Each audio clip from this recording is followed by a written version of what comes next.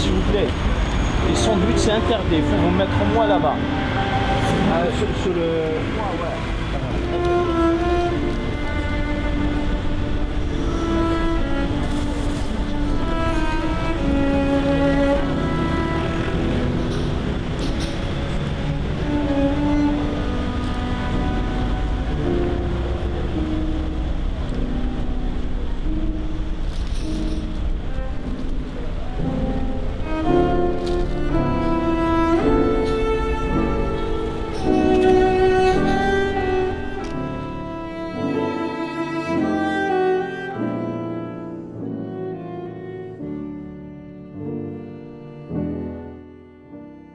He chose Paris because he was living in Paris before from 26 onwards.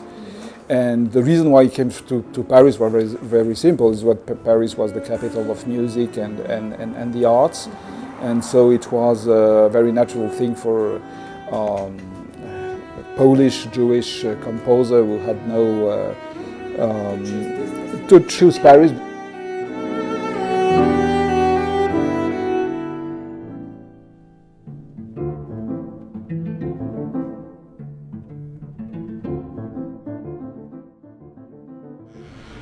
Summer 2012. We were in Paris to meet René Laks, a professor of philosophy at the University of Sorbonne. We wanted to ask him about his father. All we knew about Szymon Laks was that he was born in Warsaw in 1901, that he studied mathematics, composition and conducting, and that he later attended the Paris Conservatory. We knew also that he spoke 5 languages and that after graduating he moved to France. He was involved in establishing the Association of Young Polish Musicians, he played the violin, and he wrote. His compositions combined classical music with blues, jazz, Polish and Jewish folklore, and he composed music for films. Then, during the war, he was reduced to being only a Jew. Arrested in Paris by the Nazis and deported to Poland, he was incarcerated from 1942 in the German concentration camp Auschwitz. For the next 3 years, he will be a prisoner and the conductor of the camp's orchestra. He wrote a book describing his life in Auschwitz, outlining the phenomena of the coherence of German culture and Nazi barbarity. That music was used as a tool for oppression. German marches were used to accelerate the pace of the slave labour or as accompaniment to people marching to the gas chambers. Normally, most of people, and that's a very extremely common and trivial thing, that most of the survivors simply didn't speak. It's not a decision. It's an impossibility to do otherwise, I think. So what they had to say about that and to cope with that, they told it publicly in lines. But there was nothing to talk about. Well, what do we want to talk about?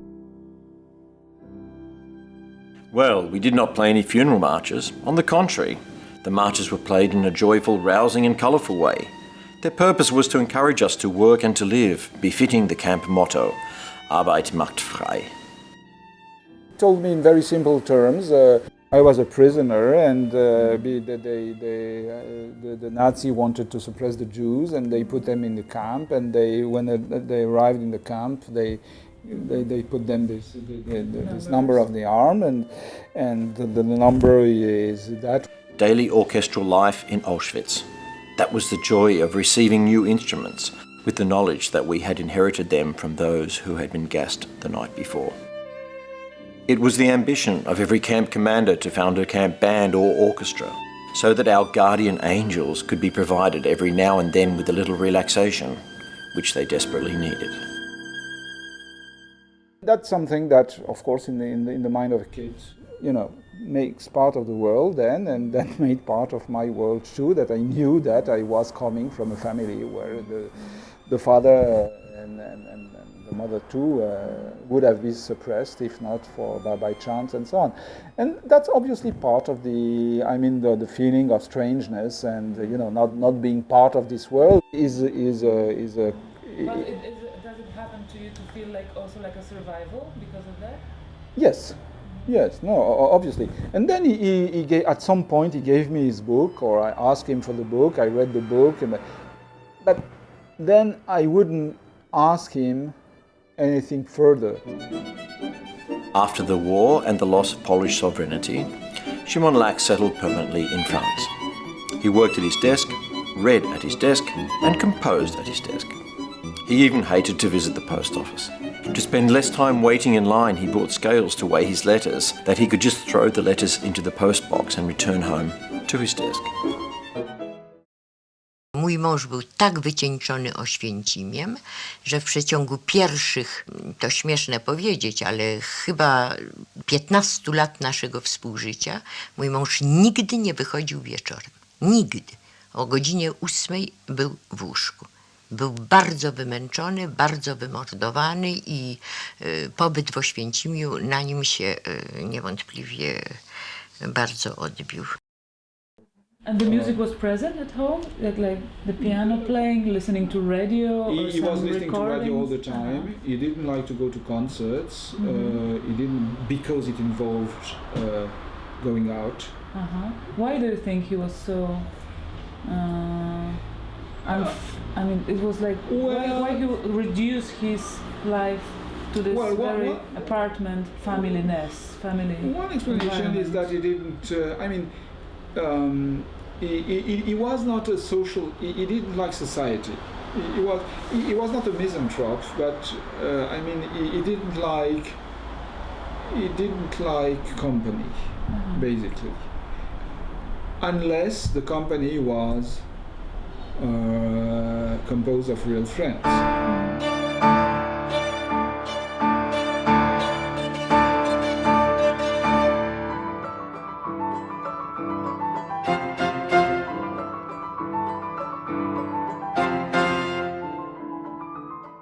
Szymon Laks sent hundreds of letters to Poland, including regular comments to Jerzy Giedroyć, the editor of the journal Kultura. He complained about what was in his opinion incorrect translations or bad texts.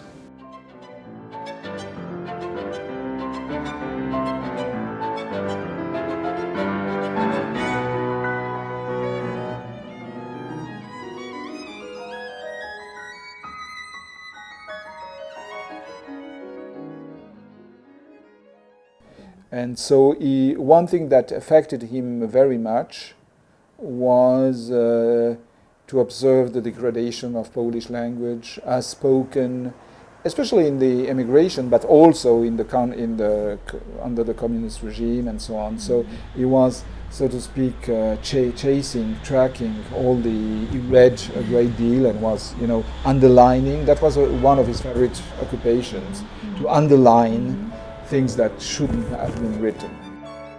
I recently wrote to one of my correspondents who did not agree with my opinion about something. That if he would agree with all of my opinions, there would be nothing for us to write about. And at least with that opinion, he finally agreed. So what do you think makes him actively angry? Well, lies. Big lies, small lies, political lies. All that was diplomacy would make him nervous. He respected language.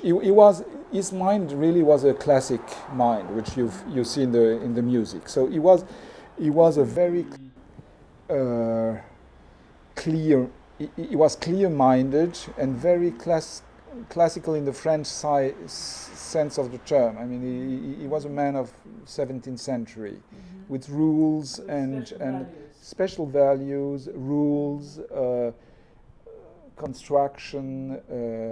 And he adored languages, and he thought language was one of his values. I mean, to speak well and to have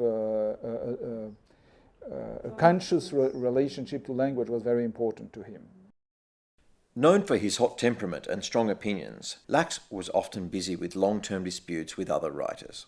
As a commentary to book reviews by Szymon Laks, the writer and friend Stanisław Vygotsky wrote the following to Laks in 1982.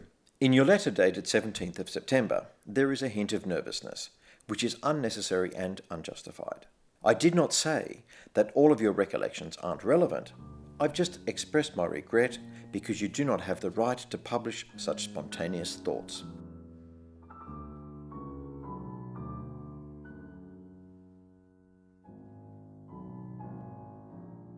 Here we have the books of the whole collection of his books, and what is important about it, that this guy invests his own money to make it possible to publish those books, because nobody wanted to do it, and because this is the special time in Poland, this is communist time in Poland, and Szymon Laks is persona non grata.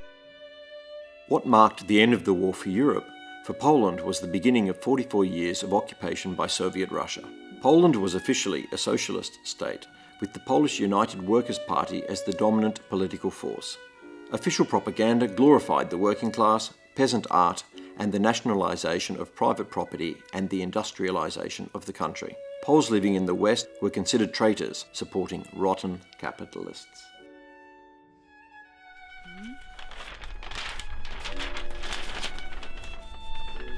I think he did it with ink.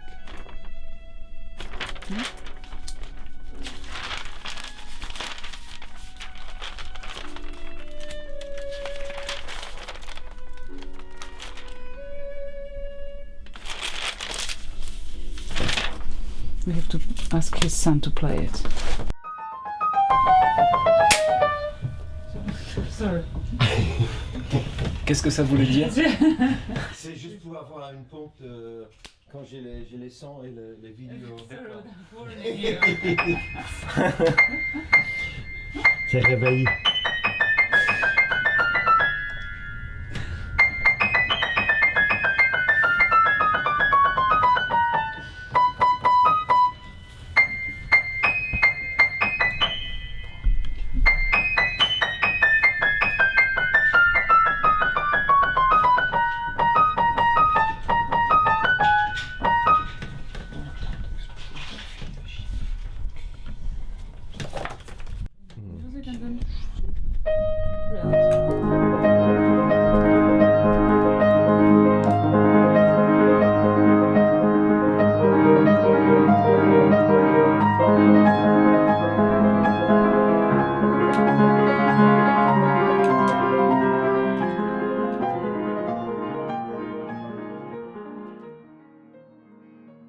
He was 49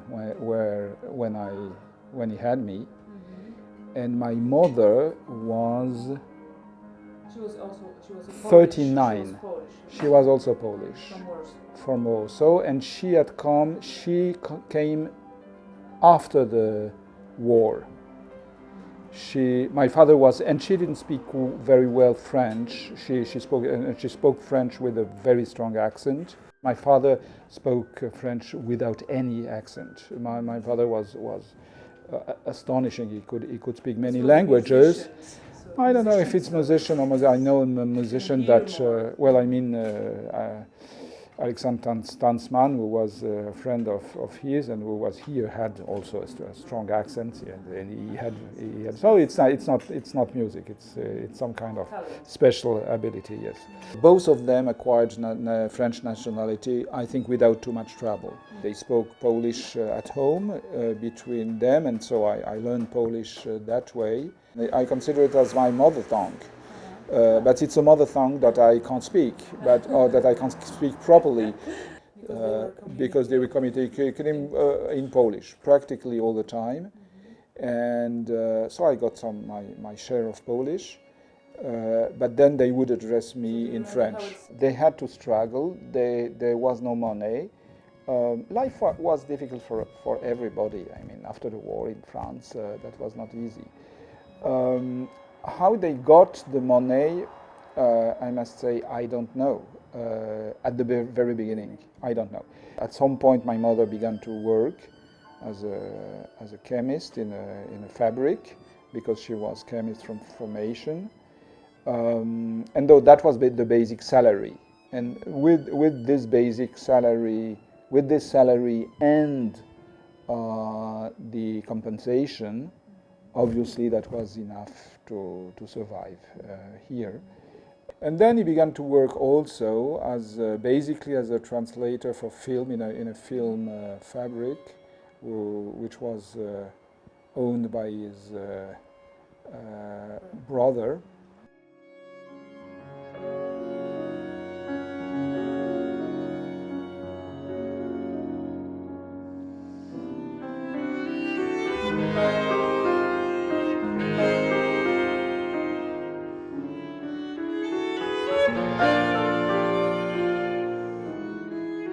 He asked me from time to time, is that okay? Isn't it pretty? Isn't it good?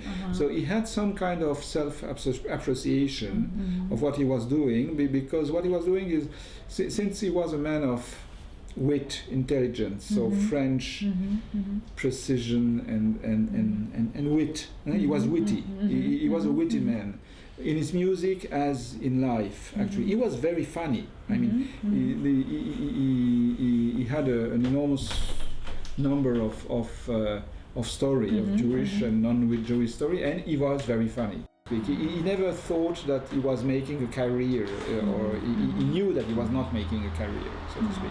Whereas my mother, she was an incredible optimist, and she thought that by sending off scrolls and calling people and making some efforts, she would succeed in promoting the music, and that never happened. No, that never happened, really.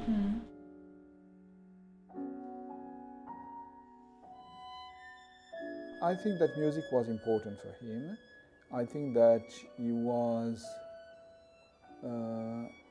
that music was his life, actually. The writing was not for being remembered. The writing was for saying what he had to say.